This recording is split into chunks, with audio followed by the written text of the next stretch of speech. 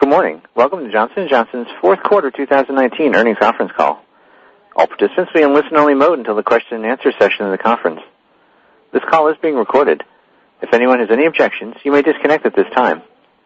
If you experience technical difficulties during the conference, you may press star 0 to reach the operator. I would now like to turn the conference call over to Johnson & Johnson. You may begin. Good morning. This is Chris DeLorphis, Vice President of Investor Relations for Johnson & Johnson. Welcome to our company's review of business results for the fourth quarter and full year of 2019. Joining me on today's call are Alex Gorsky, Chairman of the Board of Directors and Chief Executive Officer, and Joe Wolk, Executive Vice President, Chief Financial Officer. A few logistics before we get into the details. This review is being made available via webcast, accessible through the Investor Relations section of the Johnson & Johnson website at investor.jnj.com, where you can also find additional materials, including today's presentation and associated schedules. Please note that today's presentation includes forward-looking statements.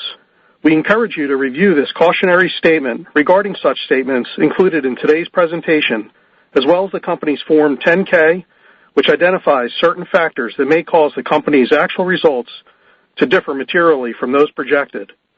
Our SEC filings, including our 2018 Form 10-K and our most recent 10-Q, along with reconciliations of the non-GAAP financial measures utilized for today's discussion to the most comparable GAAP measures, are also available at investor.jnj.com.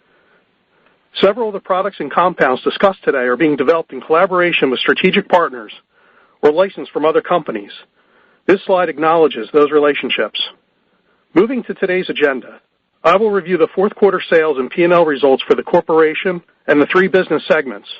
Alex will then provide some perspective on our overall results and business highlights for the year. Joe will conclude by providing insights about our cash position, capital allocation deployment, and our guidance for 2020. The remaining time will be available for your questions. We anticipate the webcast will last up to 90 minutes.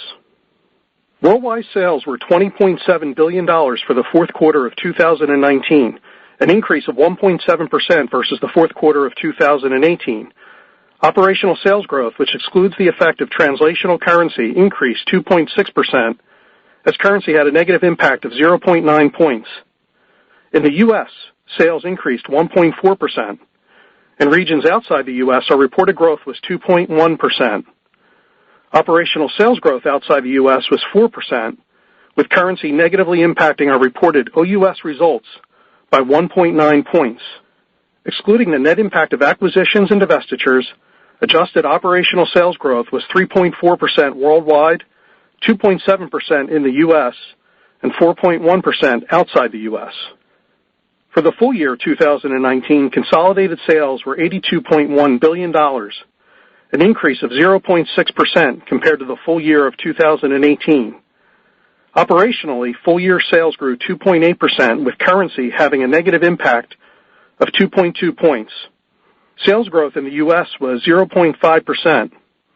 In regions outside the U.S., our reported growth was 0.7%.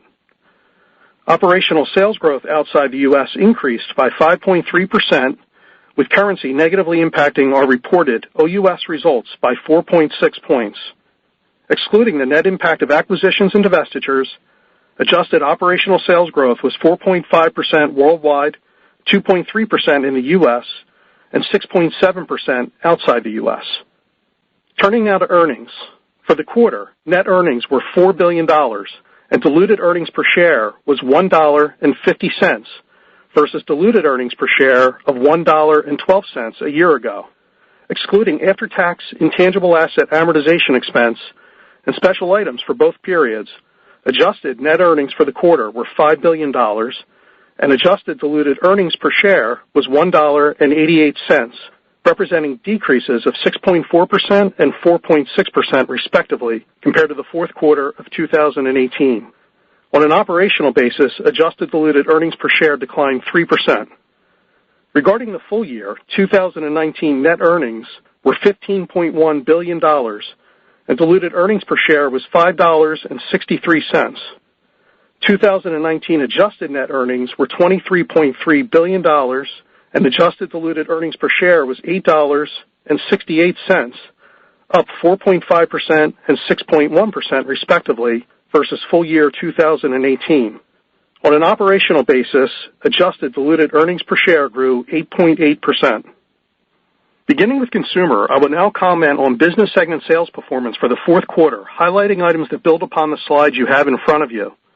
Unless otherwise stated, percentages quoted represent the operational sales change in comparison to the fourth quarter of 2018, and therefore exclude the impact of currency translation. While not part of the prepared remarks for today's call, we have provided additional commentary on our website for the full year 2019 sales by segment to assist you in updating your models. Worldwide consumer segment sales totaled $3.6 billion, growing 2.1%. Excluding the net impact of acquisitions and divestitures, adjusted operational sales growth was 1.4%, with growth in the U.S. of 1.6%, due primarily to strong performance in our OTC franchise. Growth outside of the U.S. was 1.3%. Over-the-counter medicines grew globally, almost 5%, operationally and on an adjusted basis. In the U.S., OTC growth was around 10% and is growing share in multiple products such as adult Tylenol, driven by rapid-release gels, Pepcid, and Zarbee's. However, U.S. growth was aided by about 200 basis points of stocking due to incremental distribution and trade promotion programs. The beauty franchise grew 4.3%, or just under 1% when adjusted to exclude the impact of the acquisition of Dr. Silabo and the Rock divestiture. Neutrogena delivered strong performance globally, with growth of 4% outside the U.S., driven by anti-aging and cleansing innovation in EMEA, as well as hand and body moisture category strength in the Asia-Pacific region. In the U.S., share and market growth were largely offset by lapping of prior year new product pipeline builds and higher 2019 trade investment in Neutrogena. Concluding the consumer segment, baby care declined 9.3% globally, or negative 7% when adjusted to exclude the impact of the Baby Center divestiture. This decline was primarily due to continued competitive pressures, as well as comparisons to prior year relaunch activities, most notably in the United States. Moving on to our pharmaceutical segment.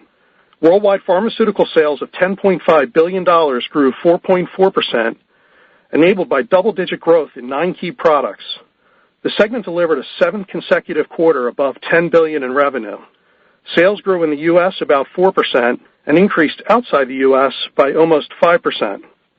Generic competition for Zytiga negatively impacted our worldwide and U.S. growth by about 180 and 310 basis points, respectively. Our strong portfolio of products and commercial capabilities has enabled us to deliver global growth at above-market levels despite significant biosimilar and generic headwinds. Our oncology portfolio delivered another strong quarter with worldwide growth of over 10%. Darzalex continued its strong performance, growing about 45% globally. The U.S. grew almost 38%, with strong growth across all lines of therapy, driven by the new frontline indication for the multiple myeloma transplant-ineligible population. The continued strong growth outside the U.S. is driven by increased penetration and share gains. Imbruvica grew over 26% globally, driven largely by market share gains and strong market growth, primarily in the chronic lymphocytic leukemia indication in the U.S., along with strong uptake outside the U.S. In the U.S., based on third quarter data, Imbruvica gained above 7 points of market share in CLL line 1 therapy. Worldwide Zytiga growth declined by about 13%, with declines of almost 45% in the U.S. due to generic competition, which was partially offset by continued strong growth of almost 13% outside the U.S. We continue to be pleased with the launch progress of Erleada, which generated global sales of $116 million in Q4 and $332 million for the full year, primarily in the United States. We continue to grow market share in non-metastatic castration-resistant prostate cancer, gaining over 2 points in the U.S. this quarter. Sales in the U.S. reflects the first full quarter for the approved indication for patients with metastatic castration-sensitive prostate cancer. We are also pleased with the launch progress in EMEA, where Erleada is now available in 12 countries. Our immunology therapeutic area delivered global sales growth of just over 6%, driven by strong double-digit performance of Stelara and Tremfya. Sales growth was partially offset by continued erosion of Remicade of about 16% due to increased discounts and modest share loss in the U.S. to alternative mechanisms of action and biosimilars. Stelara growth of almost 19% was primarily driven by the Crohn's disease indication, where market shares increased by 6 points in the U.S. versus the fourth quarter of 2018. In October, we received U.S. FDA approval of Stelara for the treatment of adults with moderately to severely active ulcerative colitis. Simponi Aria delivered sales growth of 7.6%, driven by strong market growth and Simponi Aria share gains in the U.S. Tremfya grew over 55% and achieved an 8.3% share of the psoriasis market in the U.S., which is up about 2 points from the fourth quarter of 2018. In neuroscience, our paliperidone long-acting portfolio performed well, growing 15%, with higher market share driven by increased new patient starts and strong persistency. In addition, we continue to progress the launch of Spravato. Patient demand continues to build, and the unmet need remains very high. New patient starts continue to steadily increase each month, with over 3,500 patients being treated to date. Further, we are pleased to report that in December, Spravato was approved in Europe for adults with treatment-resistant major depressive disorder. In infectious diseases, our portfolio grew 9.6%, led by strong growth of Simtuza and Juluca for HIV, partially offset by cannibalization and increased generic competition in other products. In our cardiovascular, metabolism, and other product portfolio, we did experience declining sales of 9.5%, primarily driven by declines in Invokana and biosimilar competition for Procrit. Xarelto was flat, with volume increases offset by rebates, primarily due to an increase in the legislative rate for the donut hole from 50% to 70%, along with higher Medicare and donut hole utilization. In our total pulmonary hypertension portfolio, sales declined 6.2% as a result of a distributor model change in the U.S. to realize efficiencies by leveraging our distribution capabilities. This change negatively impacted sales growth by about 800 basis points, with sales growth of 2% when adjusting for this one-time impact. We continue to see strong share growth for Opsumit and Uptravi, and when adjusting for the one-time distributor model impact, their worldwide sales were about 10% and 30% respectively. Portfolio growth was also impacted by declining sales in Tracleer as a result of continued generic competition. I'll now turn your attention to the medical devices segment. Worldwide medical devices sales were $6.6 billion, growing 0.2%. Excluding the net impact of acquisitions and divestitures, primarily the divestiture of ASP, adjusted operational sales growth was 2.7% worldwide. One-time items negatively impacted growth in the quarter by about 70 basis points, largely related to a bleed down of the forward buying in Q3 in Japan ahead of the consumption tax change, which primarily impacted our vision business. The majority of this has sold through in Q4, with the remainder expected to occur in Q1 2020. Additionally, on a year-on-year basis, we are pleased to report that medical devices has accelerated underlying sales growth worldwide by 130 basis points, with the second half of 2019 delivering 4% growth. Interventional solutions grew over 13% globally, led by continued strength in our electrophysiology business, achieving about 14% growth worldwide and almost 16% for the year, continuing its trend of double-digit growth for the 11th consecutive year. Growth was strong in all regions, driven by our newer product offerings in ablation and advanced catheters, contributing to atrial fibrillation procedural market growth. Additionally, our Cerenovus business delivered its sixth straight quarter of double-digit growth, driven by strong market growth and new product innovation, including Embotrap for the treatment of ischemic stroke. Vision grew 0.9%, or 3% when adjusting for the negative impact of the Japan consumption tax forward buy I mentioned earlier. Growth was primarily driven by contact lenses, which grew 2.6% globally, or 5% adjusted for the bleed of the Japan consumption tax forward buy, led by double-digit growth of daily disposables in the Oasis family. For the year, contact lens grew almost 5%, which we expect to be in line with the overall market, representing the fourth consecutive year the contact lens has grown at or above the market. In surgical vision, we saw continued strong OUS growth in the cataract business due to above-market performance in IOLs, primarily in Asia Pacific. This was offset by weak U.S. performance due to competitive pressures and lower market growth in refractive surgery. We continue to see positive momentum in orthopedics, delivering growth for the quarter of 1.2%. On an annual basis, each major platform accelerated versus the prior year, and adjusted growth for this franchise improved by 180 basis points. This progress reflects the continued execution of our innovation and commercial strategies aimed to improve performance. Hips grew 4.2%, driven by our leadership position in the anterior approach, continued strong demand of our primary stem Actis, and enabling technologies such as the Concise Surgical Automated System and Joint Point Navigation System. Knees growth was 1.4% in the quarter, driven by strong performance of new innovation such as Attune Revision, Attune S+, and the Attune cementless rotating platform, which launched at the end of Q3. OUS growth of 3.2% was led by Asia Pacific. Additionally, the United States returned to growth this quarter. Trauma growth of 2.5% globally was driven by market growth, supported by strong adoption of newer innovations such as our femoral neck system.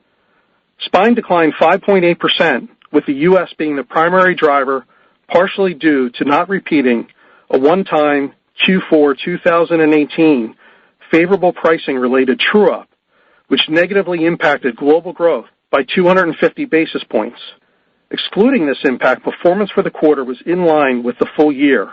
While we lost share in the quarter, we continue to see positive uptake of newer products and are pleased with the strong start of our newly launched Symphony surgical system for use in posterior cervical spine procedures. Pricing pressure continued to impact all categories in orthopedics. U.S. pure price in spine declined about 3% after adjusting for last year's pricing-related true-up. Trauma price was consistent with the Q3 decline of 2%. Price in hips and knees both improved compared to Q3 at negative 1% and flat, respectively. Moving to the results for the surgery business. Advanced surgery delivered global growth of over 3%, led by biosurgery growth of about 4%, with growth in all regions led by Asia-Pacific share gains and market growth. However, growth in the quarter was tempered as Surgiflow continued to ramp back up in the United States. Energy and endocutters grew approximately 3% and 2%, respectively, with OUS growth driven by share gains and new products in the Asia-Pacific region, partially offset by competitive pressure in the United States. Wound closure grew over 2%, driven by continued strong market growth in China, as well as share gains in conventional and barbed sutures. As expected, selling days had an immaterial impact on our global growth rates in the fourth quarter. In 2020, selling days will negatively impact Q1 medical devices growth by over 50 basis points, with the majority being offset in Q2. I will now provide some commentary on our earnings for the year. Please direct your attention to the box section at the bottom of the schedule. You will see we have provided our earnings adjusted to exclude intangible amortization expense and special items. As reported this morning, our adjusted EPS of $8.68 reflects reported growth of 6.1% and operational growth of 8.8%, exceeding the high end of both our reported and operational adjusted EPS guidance range from October, driven by our strong performance. Consistent with our guidance, we did see a slight decline in adjusted pre-tax operating margins of 30 basis points, driven by investment in digital surgery and medical devices. Moving to the next slide. Our full year 2019 adjusted income before tax for the enterprise improved 170 basis points versus 2018. Looking at the adjusted pre-tax income by segment, medical devices at 35.4% is higher than the previous year, primarily due to increased divestiture gains in 2019, partially offset by an increase in investments in digital surgery. Pharmaceutical margins declined by 200 basis points to 40%, driven by reduced divestiture gains and higher cost of products sold due to the negative impact of currency. Consumer margins improved by 90 basis points to 21.4%, driven by planned prioritization and spending reductions, partially offset by reduced divestiture gains in 2018. Now, regarding our consolidated statement of earnings for the fourth quarter of 2019, please direct your attention to the boxed section of the schedule. As referenced in the table of non-GAAP measures, the 2019 fourth quarter net earnings are adjusted to exclude intangible asset amortization expense and special items of $1 billion on an after-tax basis, primarily driven by intangible amortization of $1 billion. Excluding the impact of those items, our adjusted earnings per share is $1.88, a decrease of 4.6% versus the fourth quarter 2018. Adjusted EPS on a constant currency basis was $1.91, down 3% versus fourth quarter 2018. I'd like to now highlight a few noteworthy items that have changed on the statement of earnings compared to the same quarter last year. Cost of products sold deleveraged slightly, primarily driven by an increase in amortization expense, partially offset by favorable segment mix. Selling, marketing, and administrative margins for the quarter improved as a result of planned prioritization in the consumer business and favorable segment mix, partially offset by increased investment in the medical devices business. R&D investment was consistent year over year, with slightly lower milestone payments in the pharmaceutical business, offset by increased investment in digital solutions in the medical device business. Net interest expense was lower by $50 million, primarily driven by the positive effect of net investment hedging arrangements, partially offset by reduced interest income resulting from lower rates of interest earned on cash balances. The change in the other income and expense line was primarily driven by lower litigation expense, higher unrealized gains on securities, partially offset by lower gains from divestitures. Regarding taxes in the quarter, our effective tax rate was 4.9% compared to the fourth quarter of 2018 tax rate of 2.6%. The current quarter includes an estimated tax expense for the transition provisions of Swiss tax reform, partially offset by reorganization of certain foreign subsidiaries and additional impacts of recently issued regulations associated with U.S. tax reform. We encourage you to reference our 10-K for further details on this and other specific tax matters. Excluding special items, the effective tax rate was 10.7%, relatively consistent with the same period last year, which was 11.1%. Now looking at adjusted income before tax. In the fourth quarter of 2019, our adjusted income before tax for the enterprise as a percentage of sales decreased from 29.6% to 27.1% in the fourth quarter of 2019, primarily driven by the impact of divestiture gains in Q4 of last year. The following are the main drivers of adjusted income before tax by segment. Medical devices declined by 830 basis points, driven by the LifeScan divestiture gain reported in Q4 2018, as well as an increased investment in robotics and digital solutions in 2019. Consumer margins declined by 280 basis points, primarily driven by the divestiture of Rock in Q4 2018. The slight increase in pharmaceutical margins of 30 basis points was primarily driven by reduced milestone payments. That concludes the sales and P&L highlights for Johnson & Johnson's fourth quarter 2019. For your reference, here's a slide summarizing notable developments occurring in the fourth quarter, some of which were mentioned in my comments. I'm now pleased to turn the call over to Alex Gorsky. Thank you, Chris, and thanks to all of you for joining us today. We're very pleased to be highlighting our fourth quarter and full year performance. We delivered strong revenue and earnings growth in 2019, exceeding the financial performance metrics that we set at the beginning of the year.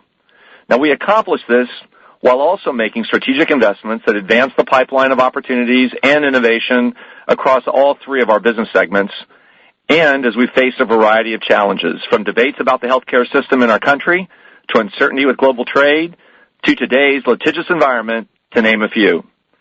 Now, I'm very proud that despite the challenges, we still remain focused and delivered on our credo commitments and responsibilities to our patients, employees, communities, and shareholders, ultimately driving our purpose to advance health for humanity. And I'm confident that we are well positioned to build on this momentum and solid foundation as we move into 2020 and beyond. We remain focused on the long term, a mindset we've maintained for more than a century. a mindset that is directly linked to our focused execution, our relentless pursuit of innovation, our talented and passionate people, our culture of caring for the world, and our unwavering focus on value creation for all our stakeholders. In fact, I'm proud to highlight that 2019 marked our 36th consecutive year of adjusted operational earnings growth for Johnson & Johnson. Now, this performance is indicative of the strength of our broad-based business, and we remain focused on driving the next generation of innovation across our entire portfolio in new markets, in markets where we have greater opportunity to compete, and in the markets where we lead, which include our 26 platforms that each deliver $1 billion or more in sales annually.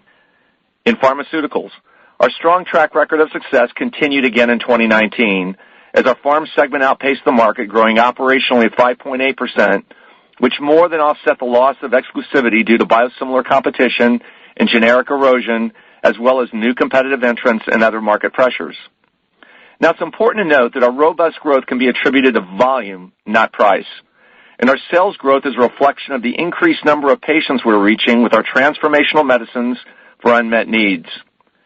This strong growth not only enabled us to deliver life-saving and life-changing medicines to people around the globe, but it also enabled us to become the third largest pharmaceutical company in the world, retain our number one leadership position in the U.S., and be recognized as the number one pharmaceutical company on Fortune magazine's annual Most Admired Companies list. Our farm investments in R&D continue to fuel exceptional growth as well. We achieved double-digit growth for 10 key products and delivered strong performance across all regions, including in both developed and emerging markets.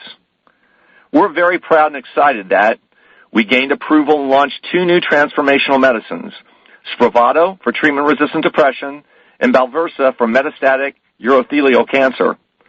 We also continue to maximize the value in our market brands, submitting numerous filings and receiving approvals for line extensions for key brands, including Stelara, Darzalex, and Erleada, many with peak sales potential that is greater than $500 million. And we continue to expand our portfolio with strategic licensing and acquisition of new assets and platforms, including Cusatuzumab from argenx, an investigational antibody for the treatment of acute myeloid leukemia and high-risk myelodysplastic syndromes, a gene regulation platform from Mira GTX, and Bermekimab from XBiotech Inc., an anti-IL-1 alpha in phase 2 development to treat atopic dermatitis and hidradenitis suppurativa. With this industry-leading pipeline, our commercial capabilities, and robust R&D productivity, I'm confident that we are well-positioned to continue delivering sustained, long-term, above-market growth in 2020 and beyond. Now, 2019 marked a year of significant transformation for the consumer health business. We reestablished our brand and purpose and made strategic decisions that over time will accelerate growth, reduce complexity, and improve operating margins. Fueled by science-based, professionally endorsed brands and strong consumer insights, we placed a concerted focus throughout 2019 on establishing a clear plan and path to achieve benchmark profitability in 2020, and the segment is already well on its way, delivering 90 basis points of adjusted pre-tax margin improvement for the year.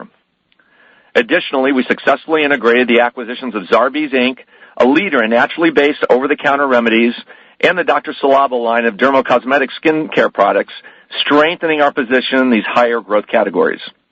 Our U.S. consumer business continues to grow above the market, and our priority areas of beauty and OTC delivered solid operational growth for the year. I'm also pleased to share that medical devices accelerated growth again in 2019. As a result of our relentless focus on execution, innovation, and portfolio management, our underlying growth was just under 4%. Now, our improved performance was driven by electrophysiology, achieving its 11th consecutive year of double-digit growth, contact lens, which delivered growth at or above the market for the 4th straight year, energy and endocutters businesses growing mid-single digits, and improved performance in orthopedics, with each major platform accelerating compared to 2018. During the year, we also fortified our commitment and accelerated our entry into one of the fastest-growing healthcare categories and exciting transformative fields of medicine, digital surgery. Consistent with our historical pioneering spirit in medical devices, we are focused on the next frontier of surgery, the acquisition of RS Health Inc., a developer of robotic technologies currently in lung cancer, accelerated our entry into robotics as part of a digital surgery ecosystem designed to make medical interventions smarter, less invasive, and more personalized to elevate the standard of care. Additionally, just last month, we announced an agreement to acquire the remaining stake in Verb Surgical to further strengthen our ecosystem. Now, we also successfully launched critical products across each franchise throughout 2019, including the Attune cementless knee system, our first-of-its-kind AccuView Oasis contact lens with Transitions Light Intelligent technology, the industry's first powered circular stapler, Echelon, and the Visigo steerable sheath in our market-leading electrophysiology business. Our team continues to focus on improving our cadence of innovation as well as our portfolio optimization, which included the completion of the advanced sterilization products divestiture and the execution of more than 50 acquisitions or strategic partnerships that we expect will further augment our future growth. We are committed to building upon this momentum in 2020, and I'm pleased to share that we will be hosting our Medical Device Business Review Day on May 13th to highlight the strategies that we believe will drive further growth and provide additional insights into the team's plans in digital surgery. Looking ahead, across all three business segments, we know we've got more work to do, but we are committed to continuing to deliver above-market growth in our pharmaceutical business, broadening the reach of our consumer business, and meeting the full potential of our medical devices business. And one of the most critical factors in achieving the goals of all of our business strategies is sustaining our investment in innovation. Once again, in 2019, we achieved record levels of investment, investing more than $11 billion in research and development. And across all industries, we remain one of the top 10 global companies that invest at the highest levels in R&D and innovation. Across Johnson & Johnson, we recognize the powerful impact that technology, innovation, and healthcare breakthroughs have in creating meaningful change in people's lives and establishing a competitive differentiation within the industry. Now, I would be remiss if I did not acknowledge that all of these many accomplishments would not have been possible without the efforts, passion, and engagement of our approximately 132,000 global Johnson & Johnson colleagues who continue to demonstrate a commitment to delivering healthcare solutions that benefit patients, consumers, and communities around the world. Our purpose-driven credo-based culture puts patients and people first, and this is certainly true in the way we think about our employees and work to consistently cultivate the world's best, healthiest, and most engaged workforce. The fact that our Johnson & Johnson colleagues are truly the driving force behind our successful performance and in fulfilling our purpose is something that we never take for granted and always celebrate. We share the common objective of always making the health and well-being of the patients and consumers who use our products every day our number one priority. And it has been this way for the last 134 years. We are on the front lines of developing medicines and revolutionary products that are literally saving people's lives. And we're working to prevent cancer, offer less invasive surgeries, and to end Ebola and HIV. This is what the world expects of us, and this is what our global workforce is united around, committed to, and prepared to do. Now, putting the needs of those we serve first also means protecting our shared environment and natural resources. We know that human health is directly linked to the health of the planet. Healthy people and communities go hand in hand with a healthy environment. This is why we are committed to reducing the environmental footprint of our operations, products, and supply chain with 2020 targets to reduce carbon emissions by 20% and procure 35% of electricity from renewable resources. Looking over the long term, we are optimizing our operations to improve water and energy efficiency while focusing on sustainable design and reduction in product packaging as well, all with the goal of delivering better health for people everywhere. So now I'd like to close where I began. In spite of the numerous industry challenges we faced throughout 2019, I'm very pleased that we remain focused on meeting the needs of patients and consumers globally, delivering value to all of our stakeholders, innovating, driving growth, and achieving solid performance. Our sustainable business model is built for the long term and provides us with increased confidence about our business, our strategic direction, and the healthcare industry in what may sometimes feel like uncertain times. You have our unwavering commitment that we will hold ourselves accountable to fulfill all of our credo responsibilities, where we always keep the patient at the center of everything we do and also ensure the continued long-term success of Johnson & Johnson. We have an incredible opportunity to play a leading role in defining and driving the future of healthcare and putting it within the reach of everyone, everywhere. This is why we are so very excited and confident about 2020 and beyond. I look forward to addressing your questions during the upcoming Q&A, but I'll now turn it over to Joe, who will provide additional details about our results and guidance for 2020. Thank you. Joe? Thank you, Alex. Hello, everyone. We appreciate you joining today's call. I will be providing additional context around our 2019 performance, including our year-end cash position and the capital allocation actions that we executed throughout the year, and then conclude with our guidance for 2020. As Alex and Chris mentioned, we delivered solid fourth quarter results, which capped a strong year performance for Johnson & Johnson. Our full-year results reflect a continued commitment to our long-term strategic objectives. Throughout the quarter and the year, we maintained our focus on delivering life-saving and life-changing products to patients and consumers across the globe. Heading into 2020, we are confident in our overall strategy and ability to drive results across the enterprise that will yield strong shareholder returns. Our solid results during the year generated strong cash flow, our highest level ever of free cash flow of nearly $20 billion. With respect to our cash position, at the end of 2019, we had approximately $8.4 billion of net debt, consisting of approximately $19.3 billion of cash and marketable securities and approximately $27.7 billion of debt. Although we don't provide cash flow guidance, for transparency, as we come off a record year of free cash flow generation, we do expect a decline in 2020 of approximately 10%, as we are planning for a payment related to the agreement in principle to settle opioid litigation as previously disclosed. In 2019, we executed on all four elements of our capital allocation strategy. Our first objective within that framework is to invest in growth opportunities to solidify and advance our current business. Delivering transformative healthcare solutions and creating access is the top priority for Johnson & Johnson, and as Alex mentioned, we invested more than $11 billion in R&D during 2019. As investors in Johnson & Johnson know, delivering a competitive and increasing dividend is a capital allocation priority for us. In 2019, we returned almost $10 billion to investors, which is approximately 50% of our free cash flow, increasing the quarterly dividend by 5.6%. Once we've satisfied our dividend objectives, we seek M&A opportunities where our capabilities can create compelling value.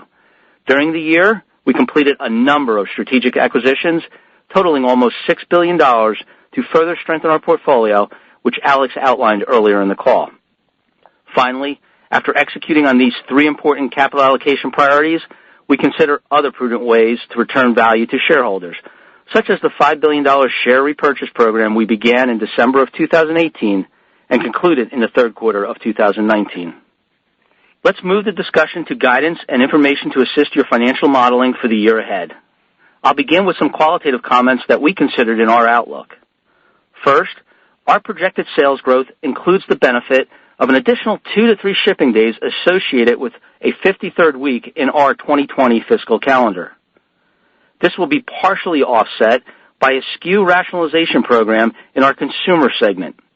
As part of our efforts to further improve profitability in 2020, the consumer segment will continue to invest in platforms where we have differentiated brands with the greatest potential. Therefore, we plan to rationalize approximately 10% of the SKUs across the global portfolio, translating to a negative impact on 2020 top-line growth of slightly over 100 basis points for the segment. This program will be primarily focused outside the U.S., with a larger impact coming in the second half of the year in the baby and beauty franchises. Considering both the additional shipping days associated with a 53rd fiscal week and the consumer SKU rationalization program, the net impact is approximately 50 to 100 basis points of benefit to the company's sales growth outlook. Specific to each segment, our adjusted sales guidance also assumes continued above-market performance in our pharmaceutical segment, driven by continued strong growth from key products such as Darzalex, Imbruvica, Tremfya, Stelara, and Erleada, due to increased penetration and new indications. Continued acceleration of sales growth in medical devices generated by recent launches and improved execution. And in the consumer health business, we will continue to grow above the market in the U.S. while executing the SKU rationalization program to position the segment for benchmark profitability. Given these factors, we expect adjusted operational sales growth for the full year of between 5.0% and 6.0%, or 5.5% at the midpoint.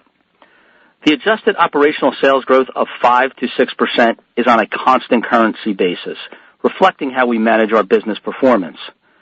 Considering a negative impact from net acquisitions and divestitures, which we estimate at 50 basis points, we are comfortable with your models reflecting operational sales growth in the range of 4.5% to 5.5%, or $85.8 billion to $86.6 billion.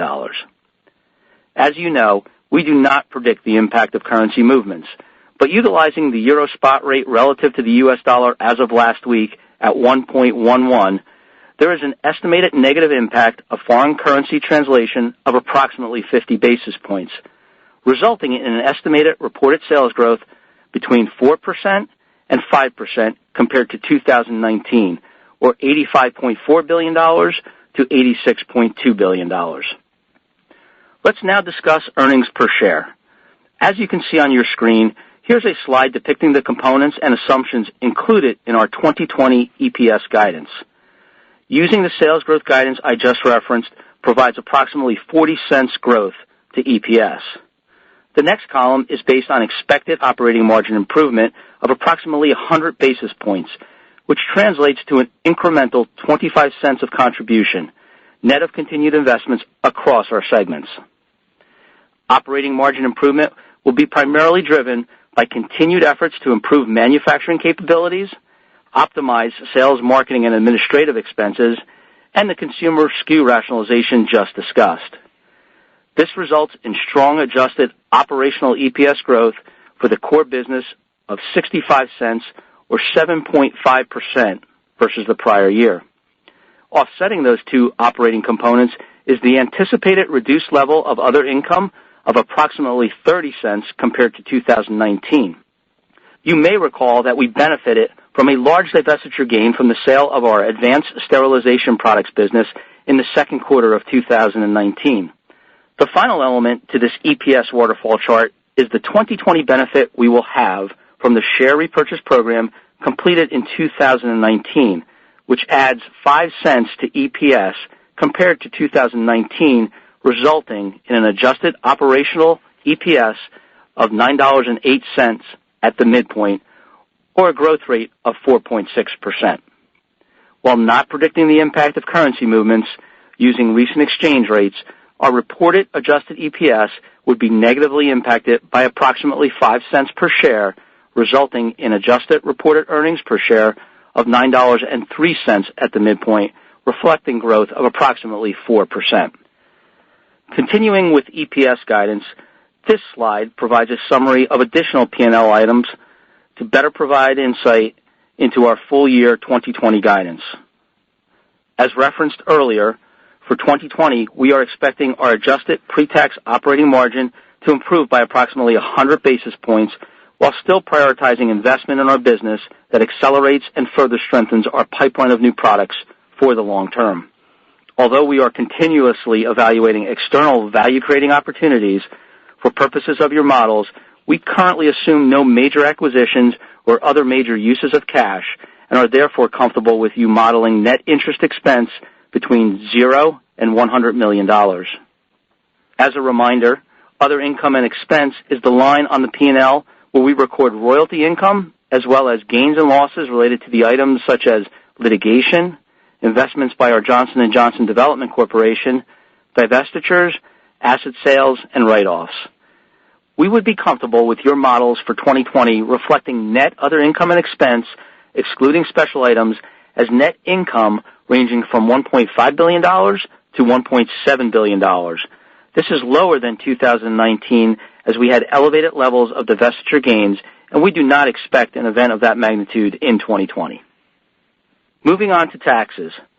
Our effective tax rate guidance for 2020, excluding special items, is approximately 17.5% to 18.5%, or higher than where we ended 2019, driven by expected changes in the mix of global earnings and miscellaneous one-time benefits not expected to reoccur in 2020.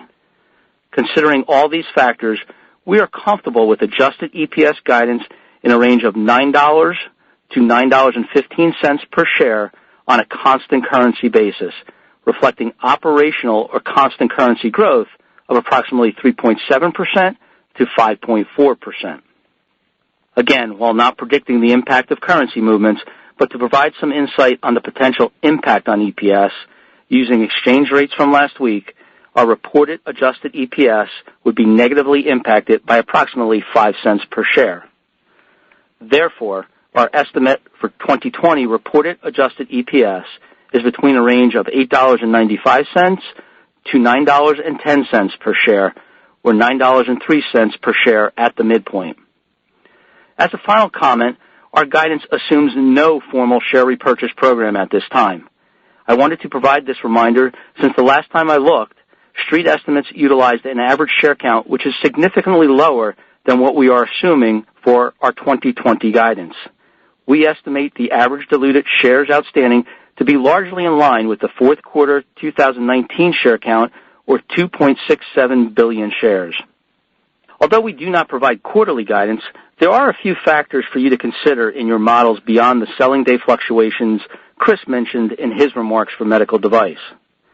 For sales, you can expect the fourth quarter of 2020 to have the benefit of the additional shipping days, partially offset by the consumer SKU rationalization program that we are projecting throughout the year, but more pronounced in the back half. With respect to earnings, the first quarter of 2019 included an equity gain related to the consumer acquisition of Dr. Ci:Labo, and the second quarter of 2019 included the gain associated with the ASP divestiture in medical devices. We don't anticipate similar events for other income and expense in the first half of 2020, but would expect elevated levels of other income aligned to today's guidance in the second half of 2020. Lastly, based on today's spot rates, currency will have a more negative impact in the first half of 2020. That concludes prepared remarks of our financial summary of 2019 results and 2020 guidance. Our 2019 results reinforce our confidence in our broad-based business as we head into 2020, and we look forward to delivering continued value on behalf of all stakeholders. As Alex mentioned, we will be hosting our Medical Device Business Review Day on May 13th, and I look forward to seeing all of you in person at this exciting event, which will be held in New York City this year. For your planning purposes and based on investment community feedback, please note that we will be highlighting our consumer segment at consumer-focused events, such as notable CPG conferences this year. A special thank you to our Johnson & Johnson associates around the world for their tireless efforts and commitment, who make the results we have attained possible and the outlook so bright. I will now turn the call back to Chris to begin the Q&A. Thank you, Joe. We will now move to the Q&A portion of the webcast. Operator, can you please provide instructions for those on the line wishing to ask a question? Yes, thank you. Ladies and gentlemen, if you'd like to ask a question at this time, please press star then 1 on your telephone keypad. If you'd like to withdraw your question, press star then 2. Please limit your questions to one question and one follow-up. Your first question comes from Chris Schott with J.P. Morgan. Great. Thanks very much for the questions. The first was just on pharma. Can you just elaborate a little bit more on your expectations for growth in 2020? I guess specifically, what are you expecting in terms of patent expiration headwinds for this year? And can you also elaborate on the competitive dynamics you're expecting for both Tremfya and Stelara in psoriasis with the launch of Skyrizi? Thanks so much. Good morning, Chris, and thanks for the question. Thanks for joining us today. So with pharmaceuticals, as I mentioned in some of my prepared remarks, we do expect continued growth above the market.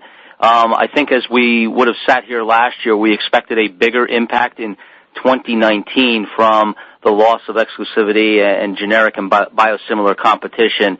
To our products and to our team's credit, based on the data, the safety, the efficacy, the familiarity of the products, and comfortability for physicians and patients, those products were able to retain that business a little bit longer. We would expect that to bleed into 2020, but we still do, even with that, I'll call it a neutralized headwind. It's not a tailwind per se, but I'll call it a neutralized headwind compared to 2019. I think we do certainly expect that the portfolio of products will continue to outperform the general market of pharmaceuticals in general. Hey, Chris, this is Alex. Just to add one comment onto that. Look, we're extremely proud overall of the performance of our pharmaceutical group, but particularly our immunology group within pharma.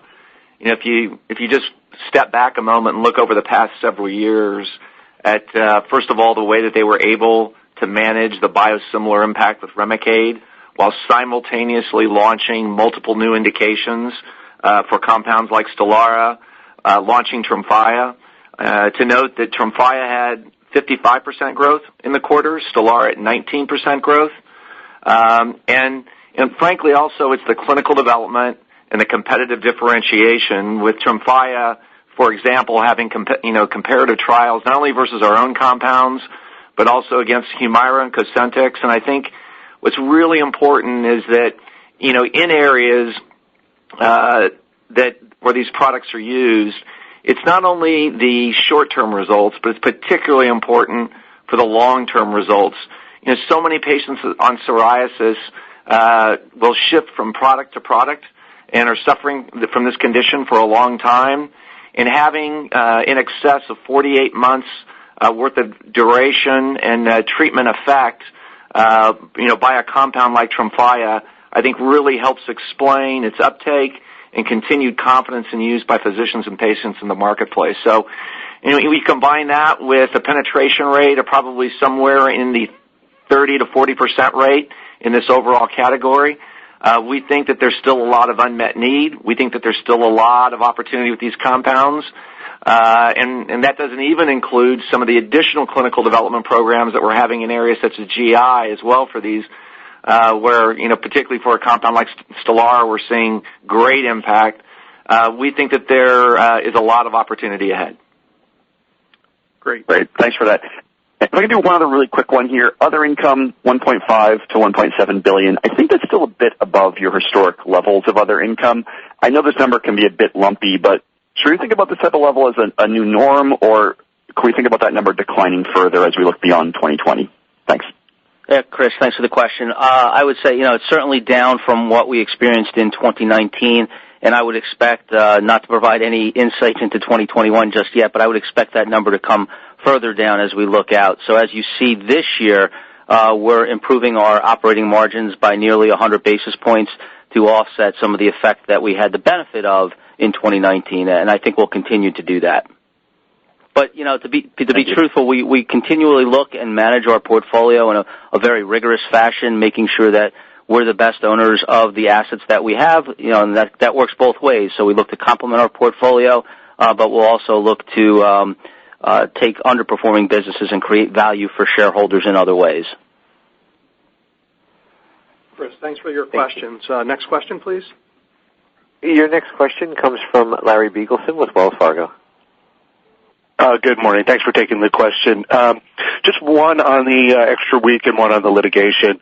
Joe, can you talk about the impact of the extra week in 2020? In 2015, it was about 4% in Q4, 1% for the full year, and neutral to EPS. Does it impact U.S. more than international? Does it impact some businesses more than others? I heard your comments on consumer, but I'm thinking more about pharma and med tech, and I had one follow-up. Yeah, so Larry, with respect to the fiscal 53rd week, that translates to about 2 to 3 shipping days. I would say that's pretty much the norm for the medical device and pharmaceutical units that you've asked about. It's a little bit less in consumer in terms of impact because it doesn't impact stocking during the holiday season.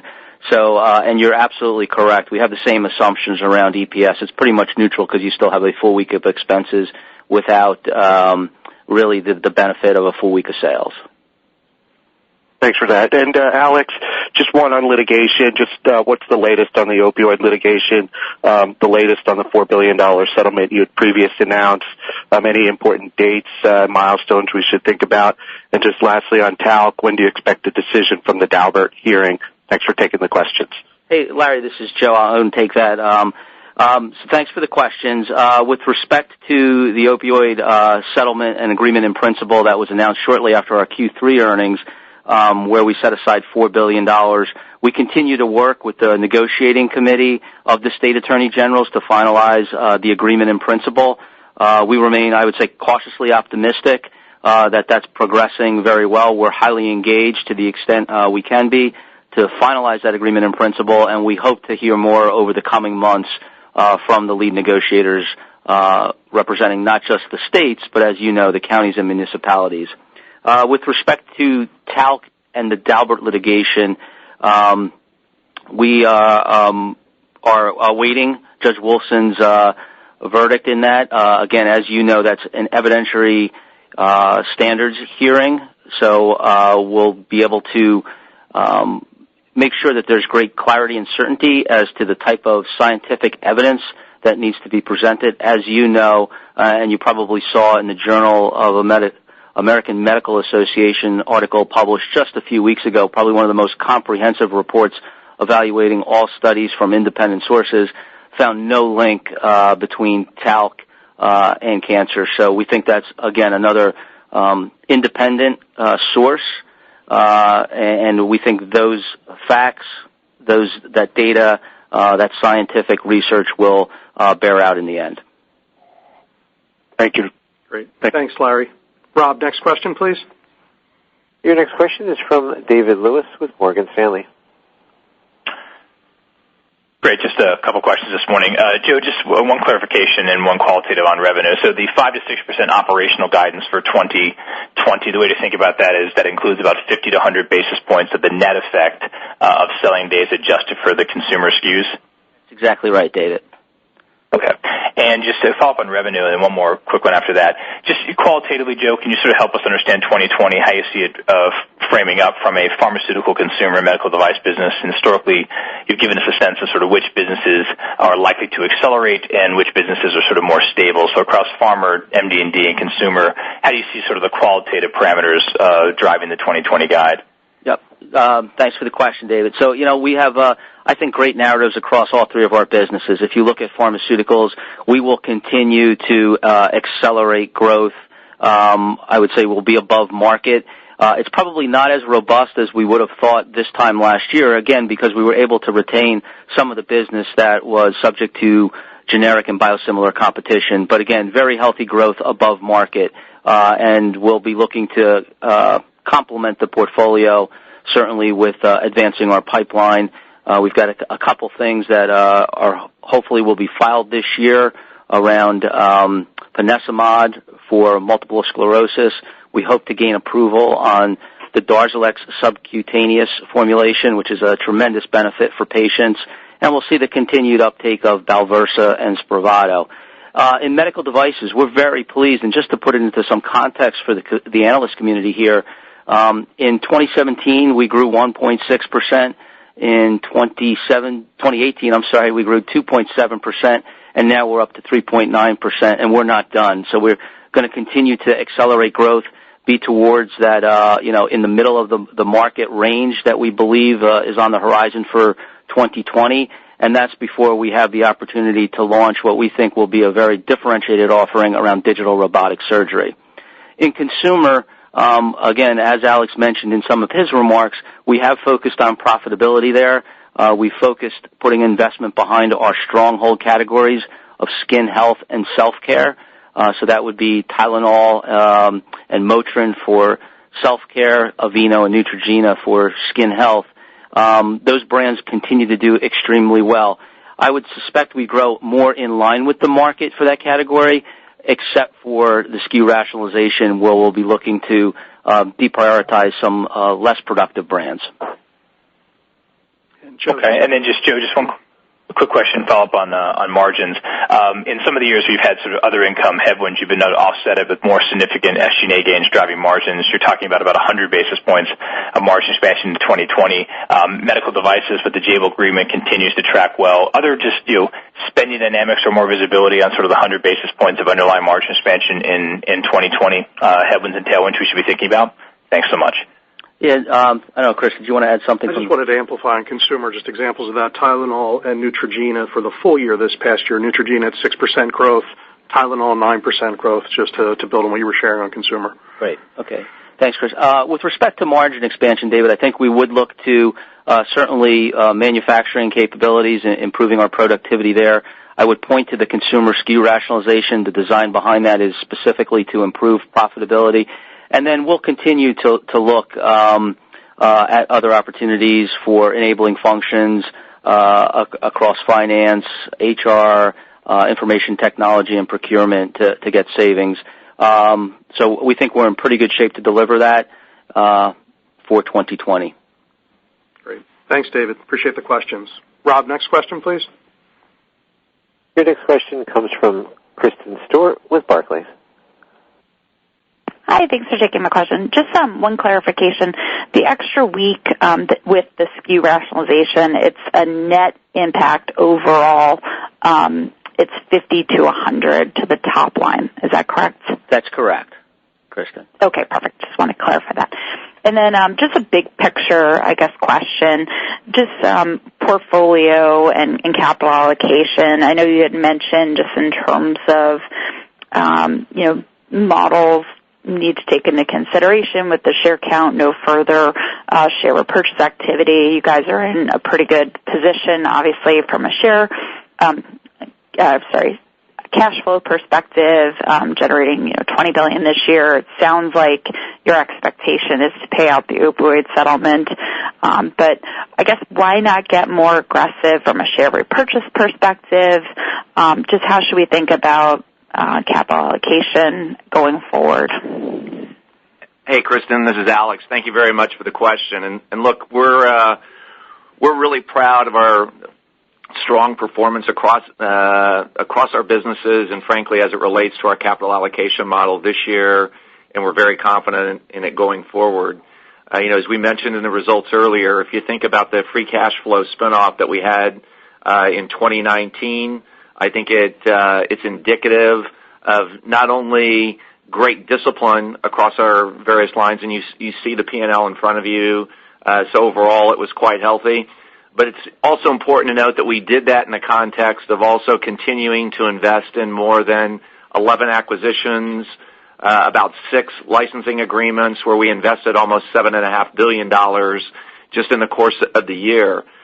So, as we talked about in the past, we'll continue to invest in our brands and in research and development at an appropriate rate. If you go back over the last 4 years, I think if you add the numbers up in R&D, we've invested more than $45 billion during that time frame. And we think that based upon the number of new product launches in our pharma, our medical device business, and our consumer business, that we've gotten a good return on that. We've continued to keep a healthy dividend at the same time. We realize how important that is. During that same time frame, 4 years, it's a pretty similar number to our R&D. It's about $40 to $45 billion. And of course, after that, we always take a look at value-creating acquisitions. Again, during that same time frame, I think the number comes to about $50 billion that we've invested. Over the past year of note was, you might say, the additional investment that we made in Auris, and we think combining that with the later buyout that we did with Verb and Verily is the right thing. If you think ahead in medical devices, there are probably few things that are going to represent a more secular shift in that domain than the shift into digital and robotic surgery. And bringing those together, we think creates a very exciting opportunity for us. But we also continue to do value-creating tuck-in opportunities as well as in our pharmaceutical business. As we just talked about at the end of the year, we brought in 2 really exciting compounds, Brucumab in particular, in both AS as well as other conditions. we think, represents a great opportunity and is certainly in an area where we've got a lot of capability and a lot of expertise. And finally, we talk about share repurchases, and I think we've demonstrated over the last 4 or 5 years that we'll certainly employ share repurchases when we think that we're undervalued, particularly in a significant way. And again, I think an outcome of the way that we manage our overall P&L, it means that we can do these things simultaneously. It's not necessarily in order, and we expect to continue that strategy going forward. Okay. Yeah, Kristen, just a quick comment out, and thanks for noticing the comments around share count. I have to tip my hat and compliment the investment community, because when we go through the consensus P&L, the income in terms of absolute dollars was almost spot on. It was eerily close, in fact. And then where really the disconnect came in the form of share count, where the average share count used in consensus was about 14 million shares less, which translates to about 5 or 6 cents. So we thought we were very much in line with what consensus expectations were. And while we don't provide guidance assuming any share repurchase that's not currently authorized, it seems that a few analysts may have made that assumption. Okay. Perfect. Thanks very much. Great. Thank you, Kristen. Rob, next question, please. Next question is from the line of Josh Jennings with Cowen. Hi, good morning. Thanks for taking the questions. First is on robotics, and you clearly have put a stake in the ground and with investments, pursuing leadership in digital surgery ecosystem. I just wanted to see if, and I understand we're going to get a big update at the Med Device Day in May, but if you could whet our appetite at all today, just give any updates on progress in the Auris launch, timelines for orthotaxy, and then any indications that you see where robotics is not in play today that could come into play over the next 3 to 5 years within your portfolio. And then second question is just for Joe and Alex, I guess, is just on the other income line is been a focus. I think the concerns are where that could fall off next year or in the out years. And you talk about your process for portfolio review and then pruning maybe underperforming assets or assets don't fit under your roof. If you could just talk about that process and how regimented it is. Is there a formula? Is there 1% of the portfolio that gets pruned every year, or is it just strategic and opportunistic annually? Thanks for taking the questions, and I apologize for the background noise. Hey, Josh, thank you very much for the question. And look, I'm really glad that you mentioned robotics and digital in terms of an entire platform for us, because, of course, that's exactly what it is. And, let's start first with our acquisition of Auris Health. And, overall, what we would say, it's off to a great start. We couldn't be more thrilled to have the robotics pioneer and former CEO, Fred Moll, and his team at JNJ. The Monarch platform is off to a very good start. It's going to play a critical role in our lung cancer initiative. And when you just look at the science and the technology and what it can do with the distal parts of the lung, what it brings in terms of potentially ablation, leveraging it with our new wave technology, and even longer term, having the potential to dispense oncolytic viruses in, treating cancer in very new and unique ways is exciting. Physicians have performed more than 2,000 bronchoscopy procedures with the Monarch platform, and we're really pleased with what we're seeing with it. Second, you saw our announcement on Verb, and we think combining Auris and Verb really helps ensure that we have a very strong role in the next generation of the digital surgery platform and ongoing development. Our teams are working now together in a really comprehensive way. We do look at sorry for that feedback, but we do look at this as a platform that is something that will be in place for the next several decades. Therefore, it's really important that we step through this in the right way. And what I would say is the early results from the collaboration and the partnership that we're seeing between these teams is very encouraging, and that's why we're excited to give you this preview that Joe mentioned on May 13th in New York, because we think it will provide, very clear, transparent, kind of tangible evidence of not only the machines but also the digital platform component of this as well. Next, we're really excited about the progress that's being made with VELYS in our orthopedics robotics platform as well. It's an exciting technology.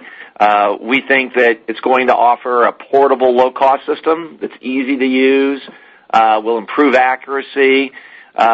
It also is a nice combination to ensure the surgeon remains intimately involved. And if we look at the training and technical support, it's something that will be easily coordinated between ORs and surgeon. So we're progressing towards a mid-year 2020 regulatory submission for this. So really, if you just step back and you think about what we have going with ARIS and Monarch, if you think about the plans now that we have in place with VELYS and orthopedics, and then longer term, as we bring out that next generation of digital and robotics platform more broadly across surgery, we're very excited about it. And Josh, to address your question regarding the management of our portfolio, so I would say it's rigorous. It's not formulaic, though. So we meet as a management team and executive committee monthly on what additions or deletions from our portfolio make sense. And makes sense probably should be defined in terms of we have aspirations in all the markets we play in to be either number one or number two in that space, with the promise of bringing better solutions in that space to patients and consumers across the globe. We have plans in place for all of our businesses to do that, but after a period of time where those plans don't come to fruition, we'll assess other alternatives. I would say under Alex's leadership, we've gotten very disciplined in this rigor, and that's proved to be pretty productive, I think, in terms of how we've been able to take underperforming businesses, turn that into gains, and reinvest back in businesses in areas that we think we've got a differentiated right to win. Thanks, Josh. Appreciate the questions. Rob, next question, please. Your next question is from Matt Miksic with Credit Suisse. Hi, thanks for taking the question. So just had one follow-up on one of your business lines in med devices.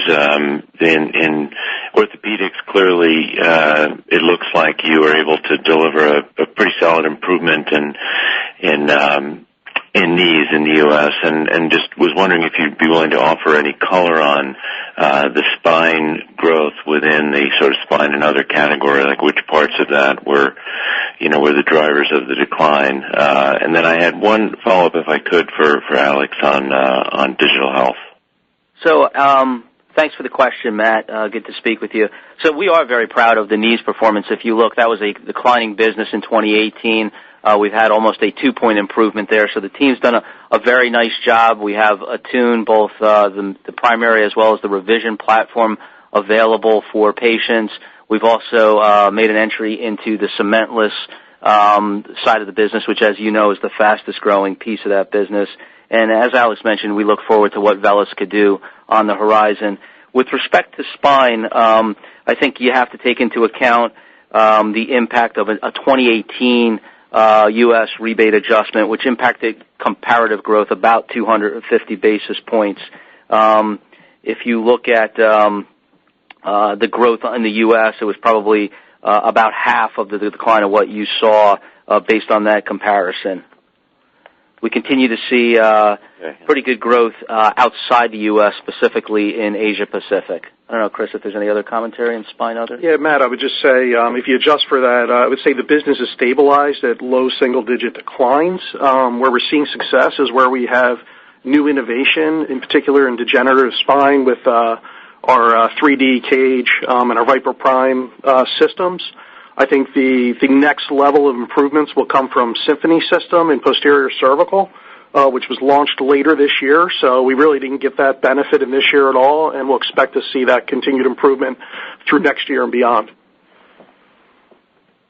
That's great. And then just to follow up, I appreciate the update and overview on the robotic surgery strategy, Alex. But I guess one of the things that we've noticed is just how quickly, and I realize it's sort of a buzzwordy term, and we see it in a lot of magazines, but artificial intelligence in digital health for whatever reason, implementation and innovation, but it seems to be moving, perhaps the fastest of the categories of digital surgery and digital health. And just wondering, one of your competitors is partnered with a smaller innovator in that space around stroke. I'm sure you're watching it. I'm sure you're making investments and looking at it. Just curious if you could give us an update or a preview, perhaps, of what you'll talk about in the spring. Sure. Thanks again for the question, Matt. Look, there are a few areas across our different innovation or technology platforms that are not being touched by some of this new technology, whether it's AI, whether it's ML, whether it's digital, whether it's the cloud.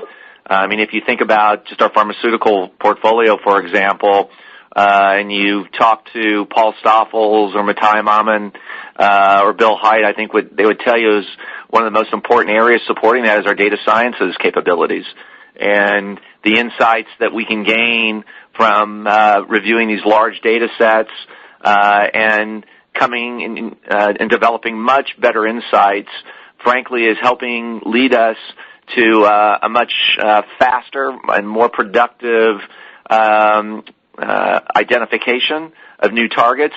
And it certainly is helping us when we apply those same skills and capabilities of the clinical development programs as you work with hospitals and large medical systems, and you can review medical health records, for example, in a much more detailed way in terms of patient selection and tracking through development. So we're certainly excited about it there.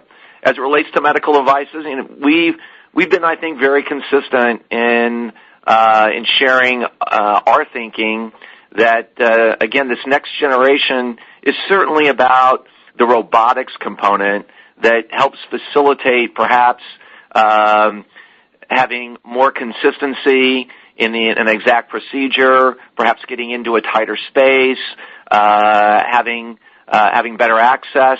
But we think longer term, the digital AI component of that in terms of helping preoperatively in developing a very detailed plan, even being applied intraoperatively in terms of additional guidance systems.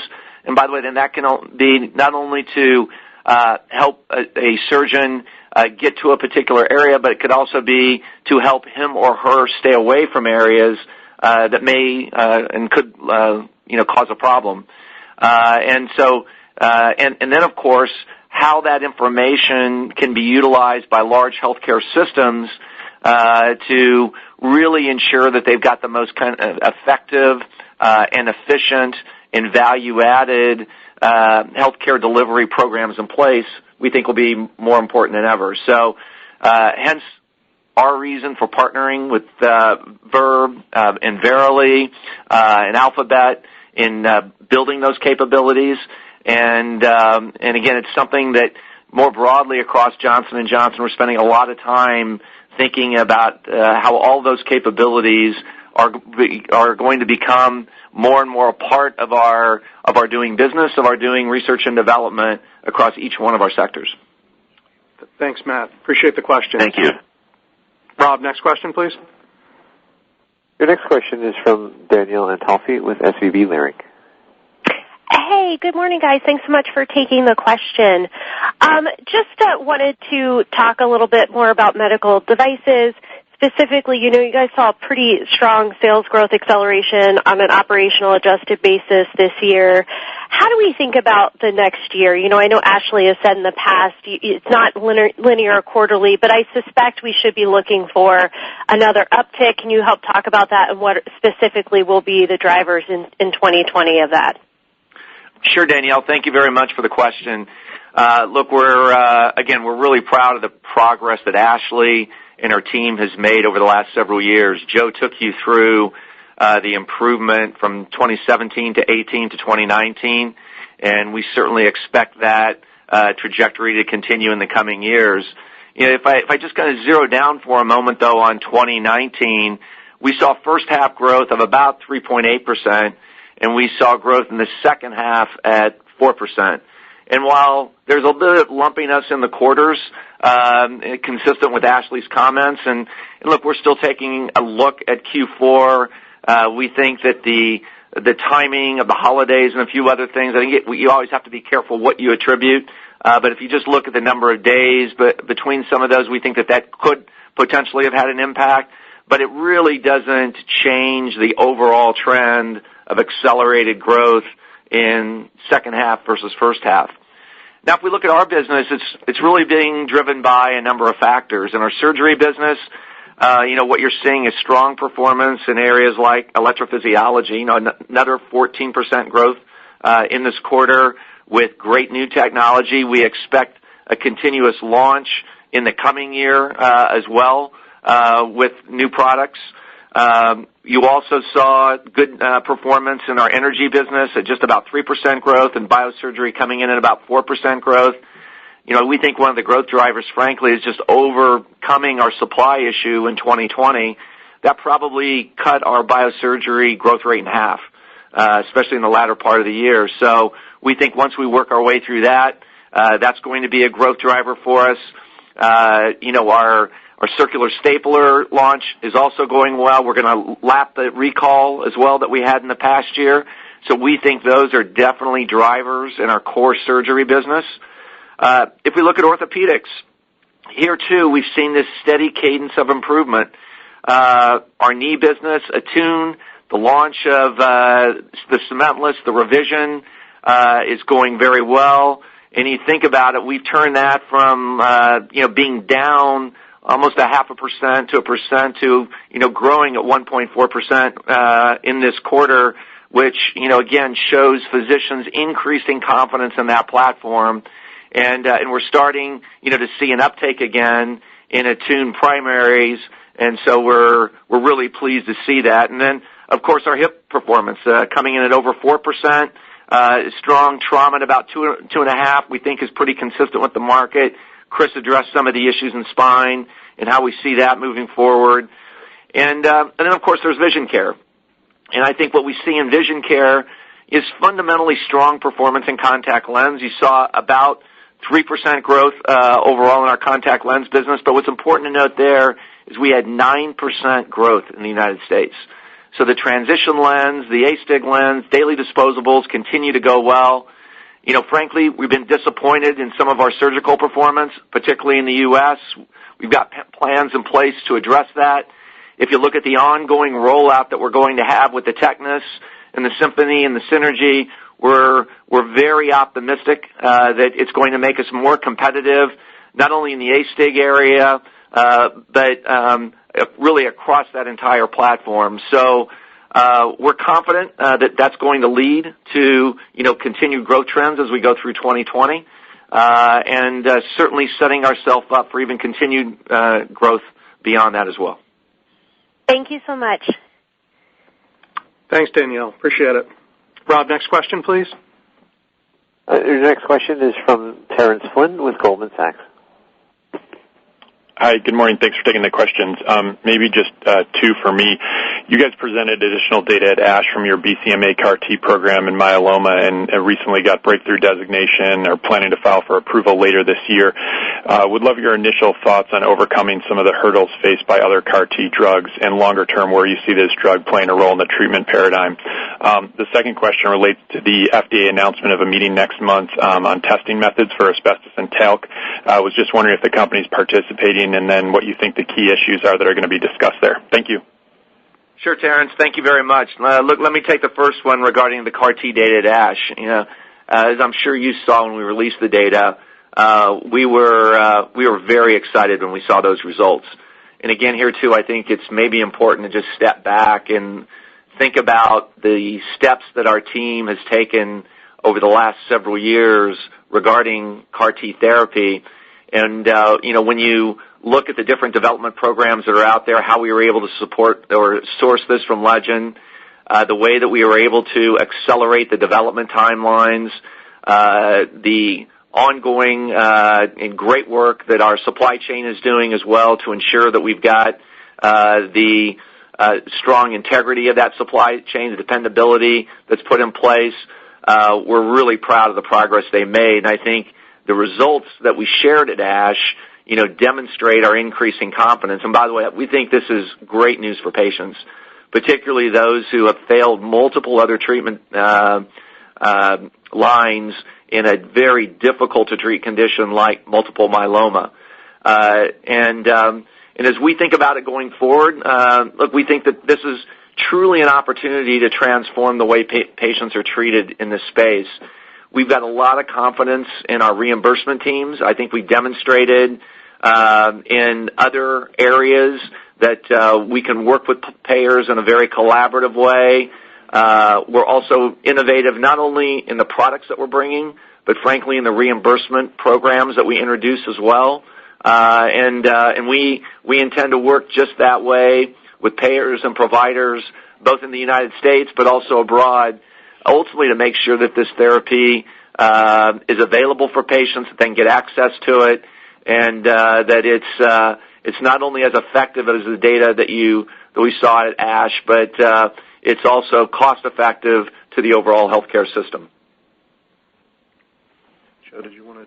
Sure. And Terrence, with respect to the meeting, I believe it's next month, February 4th, regarding testing methods around talc, we certainly welcome any discussion around the safety and efficacy of the product specifically. We will not be active participants at that meeting.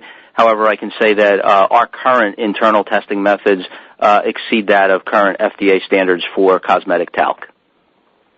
Great. Thank you, Terrence. Appreciate the questions. Rob, we have time for one last question. Yes, that last question will be coming from Louise Chen with Cantor Fitzgerald.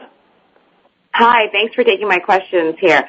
So my first question for you is, what your view on M&A is this year, and what areas you're most interested in? Is it pharma, consumer, or devices, or all the above? And then my second question is, how optimistic are you regarding a universal settlement for opioids? Thank you. Okay, let me take the first part of that, Louise. Thanks a lot for the question.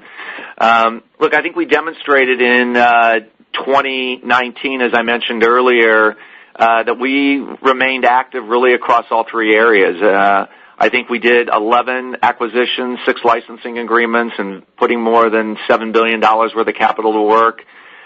We have continued, I think, our pattern of tuck-in acquisitions where we get new technologies, as you saw that we did with both, ex-biotech and other opportunities in our pharmaceutical business.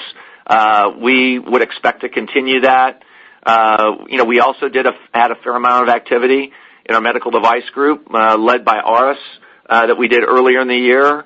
And then in our consumer group, of course, that was led by Dr. Salabo, which also gave us a great toehold, you might say, into the premium beauty segment, particularly in Asia, but with plans to expand that into the United States. So, we'll be looking across all three of our segments, but we would expect there to be an ongoing cadence of M&A activity in those different areas. And Louise, with respect to the opioid settlement, so we continue to work with the negotiating committee of the state attorney generals to finalize the agreement in principle. I would say we remain optimistic and confident that the agreement is moving forward, but certainly can't predict when that agreement in principle will be finalized. So we'll continue to monitor that, engage as needed, and hopefully come to a resolution. Thanks, Louise. Appreciate it. And thanks to everyone for your questions and continued interest in our company. Apologies to those we couldn't get to because of time, but don't hesitate to reach out to the investor relations team as needed. I'll now turn the call back to Alex just for some closing comments. Well, thank you, everybody, for your ongoing support across 2019. As we mentioned earlier, we're very proud of our strong performance, but we're even more excited and more confident about what the prospects hold for 2020 and beyond. I think we had a chance to review a lot of the opportunities that lie in front of us, and we look forward to continuing to keep you updated throughout the year as we progress through our plan. So thank you very much, everybody, and have a great day. Thank you. This concludes today's Johnson & Johnson's fourth quarter 2019 earnings conference call. You may now disconnect.